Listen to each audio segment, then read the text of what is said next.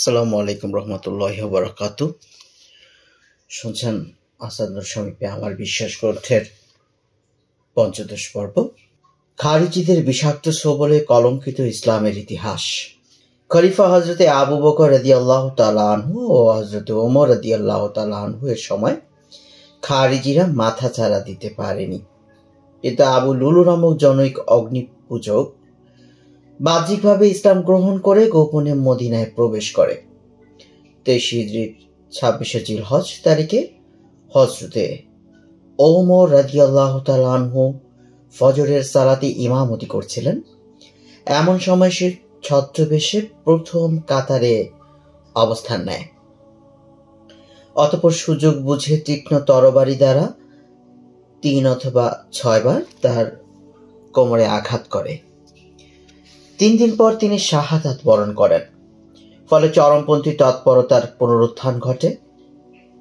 উল্লেখ্য, ওই দিন সে আরো ১৩ জন সাহাবীকে আঘাত করে, তন্মধ্যে ৯ জন শাহাদাত বরণ করেন। ওই ঘাতক পালিয়ে যেতে না পেরে নিজের অস্ত্র দ্বারা আত্মহত্যা করে।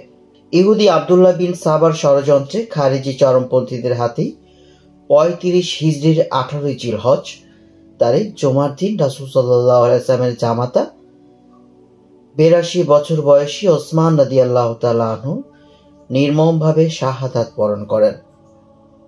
নাহরওয়ানের যুদ্ধে বেঁচে যাওয়া খারিজিরা প্রতিশোধ নেয়ার জন্য দীর্ঘদিন যাবৎ প্রস্তুতি গ্রহণ করে। অতঃপর তারা হযরত আলী রাদিয়াল্লাহু তাআলা আনহুকে হত্যা করার জন্য গোপনে আব্দুর রহমান বিন মুলজিমকে ঠিক করে। অনুরূপভাবে হযরত মুয়াবিয়া রাদিয়াল্লাহু তাআলা আনহুকে হত্যা করার জন্য বারাক বিন আব্দুল্লাহকে এবং আমর ইবনুল আস রাদিয়াল্লাহু তাআলা আনহুকে হত্যা করার জন্য আমর বিন বাকরকে নির্বাচন করে। এভাবে তারা একই দিনে হত্যা করার জন্য অঙ্গীকারাবদ্ধ হয়ে বেরিয়ে পড়ে। আব্দুর রহমান বিন মুলজিম তার ২ জন সহযোগী ওরদান ও সাবিককে সঙ্গে নিয়ে ৪০ হিজরির ১৭ই রমজান জুমার রাতে কুফায় গমন করে। ফজরের সময় হযরত আলী রাদিয়াল্লাহু তাআলা আনহু এর বাড়ির দরজার আড়ালে অস্ত্র নিয়ে ওত পেতে থাকে।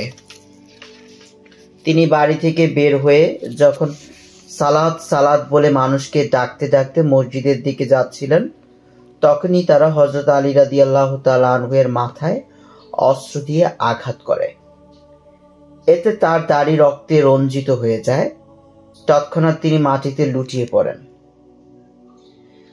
এ সময় হযরত আলী রাদিয়াল্লাহু তাআলা আনহুকে লক্ষ্য করে ওই রক্ত পিপাসু বলেছিল, হে আলী, আল্লাহ ছাড়া কারো বিধান নেই, তোমার জন্য নেই এবং তোমার সাথীদের জন্যও নেই। হে আলী।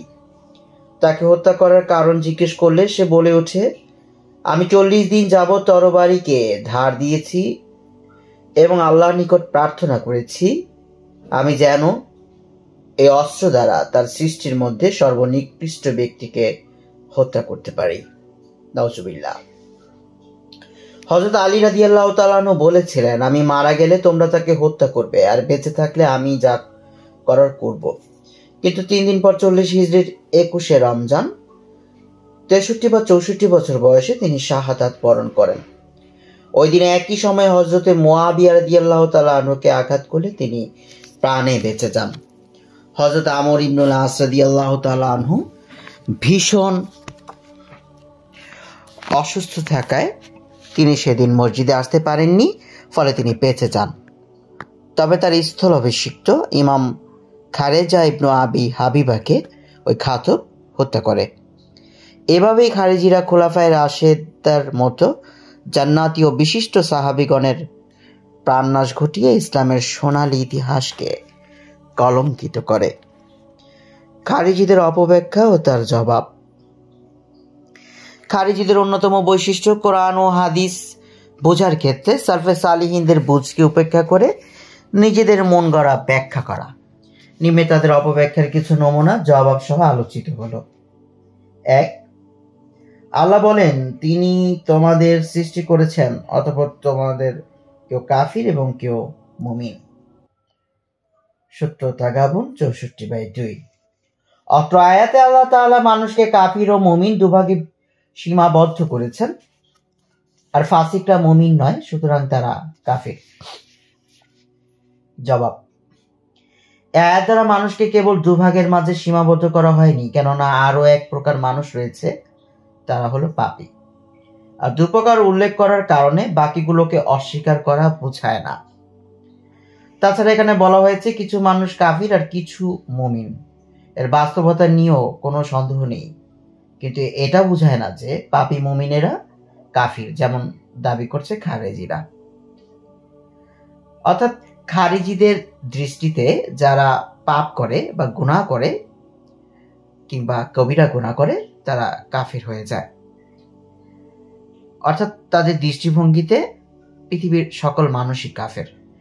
এমনকি তারা যেই আকীদা পোষণ করছে, এমন কোনো খারিজি ব্যক্তি কি পৃথিবীতে রয়েছে যে ব্যক্তি বলতে পারবে যে তিনি কবিরা গুনাহ করেননি?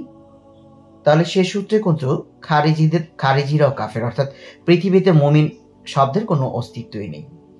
এটি একটি গোমরাহি এবং ভুল বুঝ।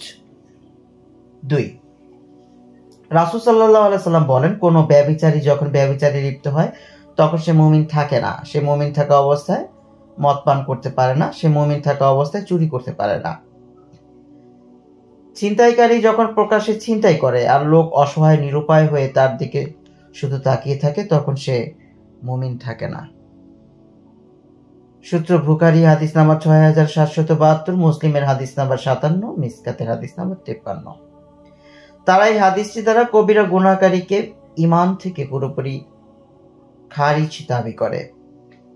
জবাব: বিদ্বানগণ এই হাদিসের ব্যাখ্যায় বলেন, এখানে যে ব্যক্তি উল্লেখিত পাপগুলিকে হালাল মনে করে করবে তার ক্ষেত্রে এটি বলা হয়েছে, অথবা হাদিসে এমন দ্বারা পরিপূর্ণ ঈমানদার নয় বোঝানো হয়েছে। এই হাদিসে উল্লেখিত পাপের কারণে যদি দিন থেকে খারিজ উদ্দেশ্য হতো, তাহলে তার জন্য শুধু হজ জারি করাই যথেষ্ট মনে করা হতো না। এই জন্যই ইমাম জুহরি রহমাউল্লাহ এই ধরনের হাদিস সম্পর্কে বলেন, তোমরা এগুলোকে প্রয়োগ করো যেভাবে তোমাদের পূর্ববর্তীগণ প্রয়োগ করতেন। অন্য হাদিসে এসেছে, হযরতে আবু জার রাদিয়াল্লাহু তাআলা আনহু হতে বর্ণিত, রাসূল সাল্লাল্লাহু আলাইহি সাল্লাম বলেন, যদি কোনো বান্দা বলে লা ইলাহা ইল্লাল্লাহ, আল্লাহ ছাড়া কোনো উপাস্য নেই, এবং এর উপরেই মৃত্যুবরণ করে, তাহলে সে জান্নাতে প্রবেশ করবে। আমি বললাম, যদি সে জেনা করে এবং চুরি করে? তবুও? তিনি বললেন, যদি সে জেনা করে এবং চুরি করে।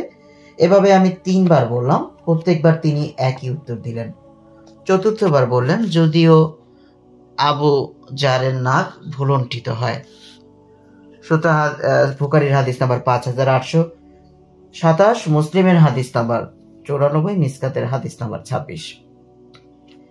3, মহান আল্লাহ বলেন, যেসব লোক আল্লাহ যা অবতীর্ণ করেছেন তদনুযায়ী ফয়সালা করে না তারা কাফির। সূরা মায়েদার 44 নম্বর আয়াত। তাদের দাবি এই আয়াত সকল প্রকার পাপীকে অন্তর্ভুক্ত করে, কেননা তারা আল্লাহ যা অবতীর্ণ করেছেন তদনুযায়ী ফয়সালা করে না, সুতরাং তাদের কাফের হওয়া ওয়াজিব হয়ে যাবে। জবাব: অত্র আয়াতটি তাদের জন্য প্রযোজ্য যারা আল্লাহর বিধানকে অস্বীকার করে এবং গায়রুল্লাহর বিধান দিয়ে ফয়সালা করাকে বৈধ মনে করে, কিন্তু যে আল্লাহর প্রতি ঈমান রাখে এবং স্বীকার করে যে তার বিধান সত্য, তাহলে সে কাফির নয়, সে পাপী হিসাবে গণ্য হবে কুফরির সুস্পষ্ট প্রমাণ না পাওয়া পর্যন্ত। সারা পৃথিবীতে যখন মুসলিম উম্মাহ বিভিন্ন সমস্যায় জর্জরিত, নেতৃত্ব সহ নানাবিধ বিষয় নিয়ে শততা বিভক্ত, এমনই করুণ মুহূর্তে এই বিদাতি খারিজি দলের তৎপরতা বৃদ্ধি পেয়েছে। মুসলিম শাসকদের দোষ ত্রুটির কারণে তাদেরকে কাফের, মুরতাদ ফতোয়া দেওয়া এবং তাদের বিরুদ্ধে বিদ্রোহ করা খারিজিদের ধর্ম। এই বিষয়টি এত ধ্বংসাত্মক যে আপনি প্রত্যেকটা আকীদার কিতাব খুলে দেখুন, মুসলিম শাসকদের অন্যায় বা জুলুম অত্যাচার সত্ত্বেও সৎ কাজে তাদের প্রতি অনুগত থাকা এবং কোনো মতেই বিদ্রোহ না করার কথা বলা হয়েছে। 4, মহান আল্লাহ বলেন, আল্লাহ ছাড়া কারো হুকুম নেই। সূরা ইউসুফ 67 নম্বর আয়াত। জবাব: খারিজিরা অজ্ঞাত হেতু এই আয়াতের অপব্যাখ্যা করে বলে মানুষকে সালিশ নিয়োগ করা কোরআন পরিপন্থী এবং কুফরি। এর জবাবে হযরতে আলী রাদিয়াল্লাহু তাআলা আনহু বলেছিলেন, কথা সত্য কিন্তু উদ্দেশ্য খারাপ, কেননা মানুষের ফায়সালা মানুষই করবে, আর তা হবে আল্লাহর বিধান অনুযায়ী। সূরা নিসার 35 নম্বর আয়াত, সূরা মায়দার 95 নম্বর আয়াত। খারিজি আকীদা বনাম আহলুস সুন্নাহর আকীদা। 1. কবিরা গুনাহগার সম্পর্কে। খারিজিদের মতে মানুষ হয় মুমিন নয় কাফির। একই বান্দার মাঝে সওয়াব ও শাস্তি জমা হতে পারে না, তাই প্রত্যেক কবিরা গুনাহ কুফরি আর কবিরা গুনাহগার কাফির। যে কোনো মুসলিম কবিরা গুনাহ করলে তার সমস্ত নেক আমল বরবাদ হয়ে যায় এবং সে মুরতাদ হয়ে যায় এবং কুফরিতে প্রবেশ করে। এ অবস্থায় অথবা একবার মিথ্যা বলে সগীরা গুনাহ করে তওবা না করে মারা গেলে সে মুশরিক এবং চিরস্থায়ী জাহান্নামী। যারা কবিরা গুনাহ করে তওবা করে না তাদেরকে হত্যা করা তারা বৈধ মনে করে। আহলুস সুন্নাহর আকীদা। কবিরা গুনাহগার কাফের নয়, সে চিরস্থায়ী জাহান্নামীও নয়, তাকে হত্যা করাও জায়েজ নয়। যদি সে তওবা না করে মারা যায় তাহলে আল্লাহর ইচ্ছাধীন, তিনি তাকে ক্ষমাও করতে পারেন আবার শাস্তিও দিতে পারেন। সে চিরস্থায়ী জাহান্নামীও নয়, বরং অপরাধের শাস্তি ভোগ করার পর আল্লাহর দয়ায় আবার সে জান্নাতে প্রবেশ করবে। সে কবিরা গুনাহের কারণে ফাসেক, কিন্তু ঈমানের কারণে সে মুমিন। এটি খারিজিদের চরমপন্থা এবং মুতাজিলা ও মুরজিয়াদের চরম শিথিলতার বিপরীতে চরমপন্থী আকীদা। মহান আল্লাহ পাক কবিরা গুনাহকারীদেরকে মুমিন হিসেবে উল্লেখ করেছেন।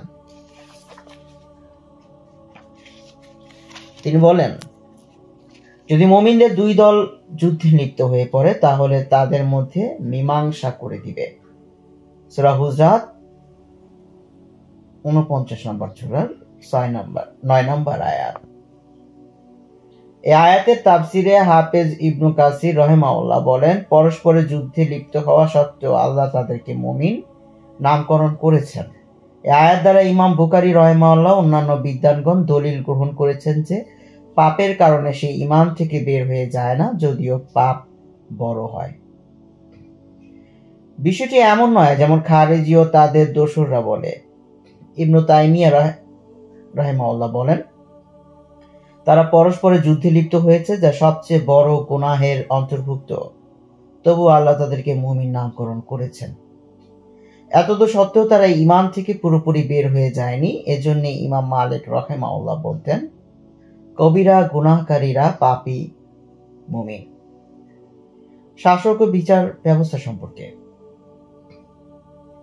খারিজিদের মতে কোনো মুসলিম শাসক যদি তাদের মানহাজ না মানে অথবা ফাসিকি ও জুলুম করে তাহলে তার জন্য ক্ষমতায় থাকা বৈধ নয়।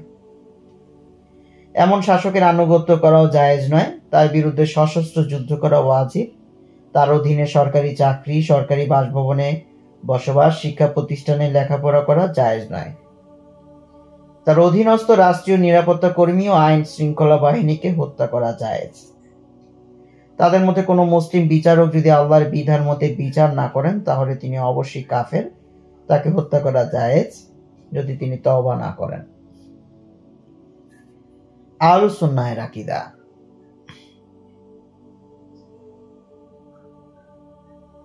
ইমাম তাহাবী রাহিমাহুল্লাহ বলেন, আমির ও শাসকদের বিরুদ্ধে বিদ্রোহ করাকে আমরা জায়েজ মনে করি না, যদিও তারা জুলুম করে আমরা তাদের অভিশাপও করি না।